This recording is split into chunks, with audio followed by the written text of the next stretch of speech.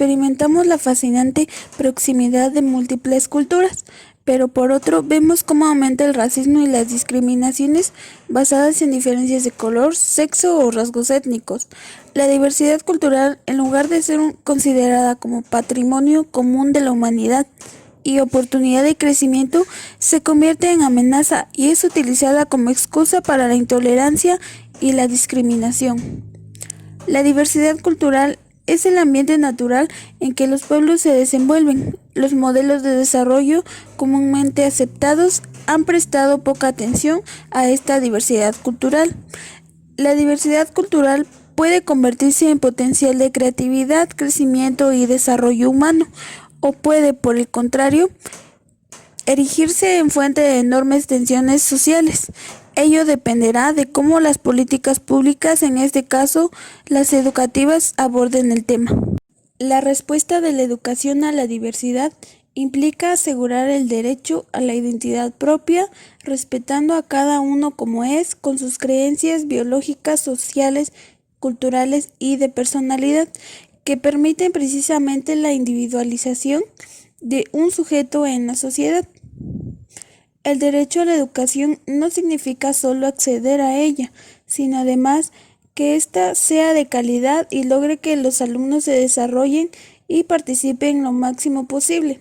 El derecho a la educación es también el derecho a aprender y a desarrollar los múltiples talentos y capacidades de cada persona para ser actores efectivos en sociedades cada vez más plurales. Una formación de calidad que respete plenamente la identidad cultural de sus estudiantes requiere contemplar e incorporar al proceso educativo la lengua, la cultura y los métodos de enseñanza tradicionales o culturalmente adecuados para la comunicación y construcción del saber.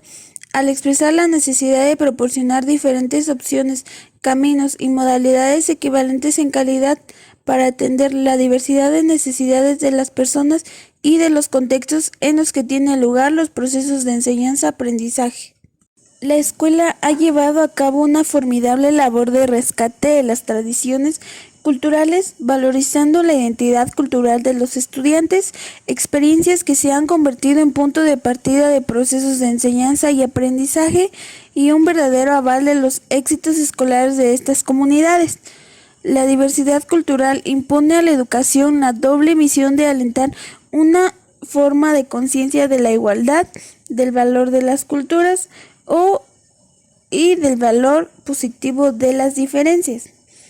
Los sistemas educativos no pueden por sí solos asegurar el respeto de las diferencias y garantizar la igualdad sociocultural, si pueden cooperar en la edificación de sociedades más justas y solidarias.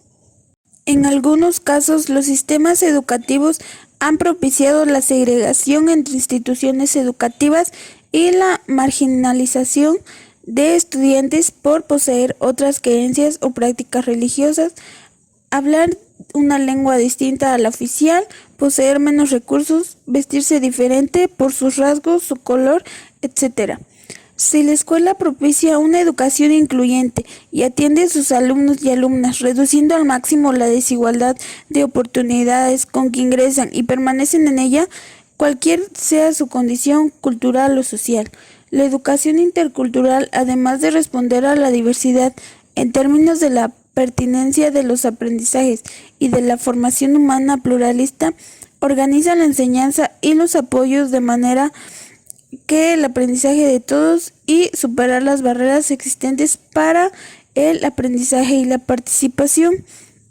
La exclusión del sistema educativo se juega por criterios sociales y étnicos, porque los más pobres suelen pertenecer a las poblaciones indígenas, afrodescendientes, migrantes, desplazados y otras minorías. Son ellos quienes viven la mayor pobreza, la que llega a condiciones extremas cuando a esta situación se suma el que sean mujeres y o personas con necesidades educativas especiales. Con frecuencia se argumenta que la educación ha de ayudar a reducir la pobreza y las desigualdades, promover la movilidad social y mejorar las condiciones de vida de las personas y de las sociedades. En muchas de las poblaciones oaxaqueñas, el servicio educativo se estableció a partir del arribo de la SEP. Antes de ello, se favorecieron las poblaciones con ciertas facilidades de acceso. Por eso el objetivo de la SEP y de las escuelas rurales fue internarse lo más posible en el territorio estatal, es decir, el sistema se expandió en espacios carentes de la escuela. La estrategia de distribución privilegió la periferia más lejana sobre la próxima, que en el caso de la Sierra Norte era mayoritariamente analfabeta y monolingüe. En Oaxaca, sin las escuelas federales, la mayoría de los pueblos estaban condenados a conservar su marginación y pobreza. Por esto, se consideró que hay que valorar el significado de la federalización para la Sierra Norte, pues representó el arribo de un mecanismo de cambio a un territorio por nacionalizar y más que privilegiar aspectos políticos, se orientó a modificaciones sociales y culturales en la vida de la gente. Se trató de un acto de ingeniería social que, aunque estaba imbuido del discurso político de la época, absorbió un sistema estatal sin perspectiva de expansión y llegó muchos espacios carentes de la cultura escolar, lo que en el contexto local representó una fortaleza para el Estado. Con frecuencia se argumenta que la educación ha de ayudar a reducir la pobreza y las desigualdades, promover la movilidad social y mejorar las condiciones de vida de las personas y de las sociedades. En muchas de las poblaciones oaxaqueñas, el servicio educativo se estableció a partir del arribo de la SEP. Antes de ello, se favorecieron las poblaciones con ciertas facilidades de acceso. Por eso el objetivo de la SEP y de las escuelas rurales fue internarse lo más posible en el territorio estatal, es decir, el sistema se expandió en espacios carentes de la escuela.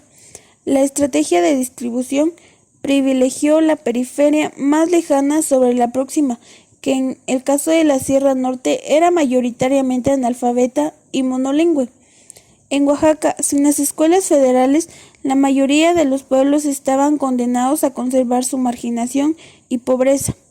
Por esto, se consideró que hay que valorar el significado de la federalización para la Sierra Norte, pues representó el arribo de un mecanismo de cambio a un territorio por nacionalizar y más que privilegiar aspectos políticos, se orientó a modificaciones sociales y culturales en la vida de la gente.